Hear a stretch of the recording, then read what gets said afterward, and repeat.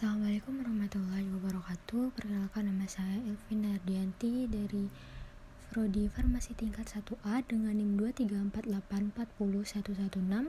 Di sini saya akan menjelaskan tentang sistem saraf otonom. Baiklah, pengertian dari sistem saraf otonom yaitu sistem saraf yang bergantung pada sistem saraf pusat. Keduanya dihubungkan urat-urat saraf eferen dan aferen, memiliki seolah-olah sebagai bagian sistem saraf pusat yang telah berimigrasi dari saraf pusat guna mencapai kelenjar, pembuluh darah, jantung, paru-paru, dan usus. Karena sistem saraf otonom itu terutama berkenaan dengan pengendalian organ-organ dalam secara tidak sadar, kadang-kadang disebut juga saraf tidak sadar. Berikut merupakan gambar sistem saraf otonom, yaitu bekerja tanpa pengaruh sistem saraf pusat. Otak atau sumsum tulang belakang mengatur kerja otot polos dan kelenjar secara tidak sadar, dibagi menjadi dua, yaitu simpatik dan parasimpatik. Pada beberapa aktivitas berlawanan antara simpatik dan parasimpatik. Lalu sistem otonom dibagi menjadi dua, yaitu parasimpatik dan simpatis. Parasimpatis tersendiri merupakan dua bagian, terdiri atas saraf otonom kranial dan saraf otonom sakral. Sistem parasimpatik berkaitan dengan pertahanan tubuh dan perbaikan sumber-sumber tubuh, antara lain penurunan denyut jantung, peningkatan aktivitas gastrointestinal, dan absorpsi makanan. Sedangkan simpatis terletak di depan kolumna vertebrata dan berhubungan serta bersambung dengan sumsum tulang belakang melalui serabut-serabut saraf.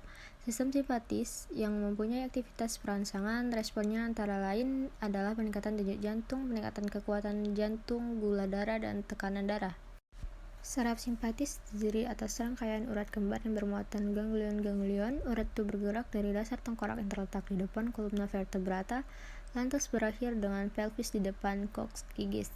Sebagai ganglion coccygeus, ganglion-ganglion itu tersusun berpasangan dan bersebaran dari daerah-daerah leher, dada, pinggang, pelvis, dan depan coccygeus.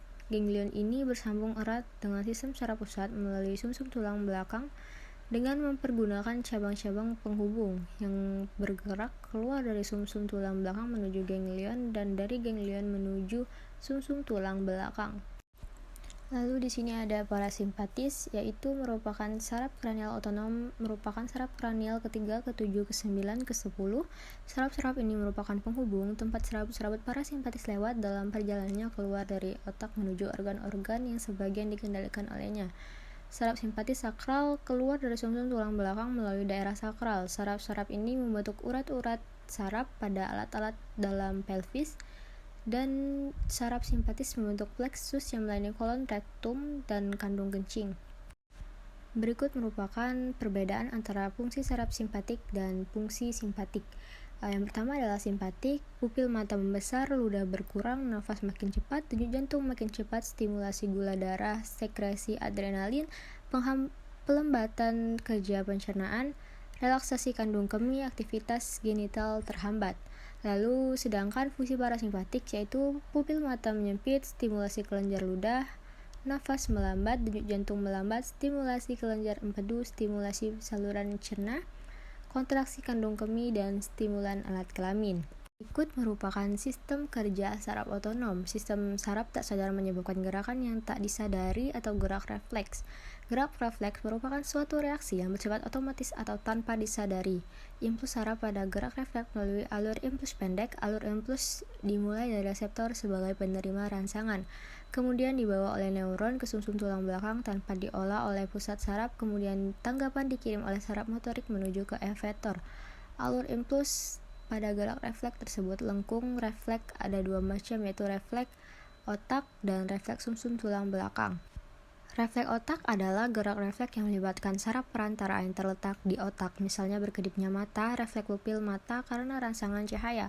Kemudian refleks sumsum tulang belakang merupakan gerakan refleks yang melibatkan saraf perantara yang terletak di sumsum tulang belakang, misalnya sentakan lutut karena kaki menginjak batu yang runcing. Berikut merupakan gangguan penyakit saraf otonom. Gangguan sistem saraf otonom dapat terjadi sendiri atau sebagai akibat dari penyakit lain, seperti penyakit Parkinson, alkoholisme, dan diabetes.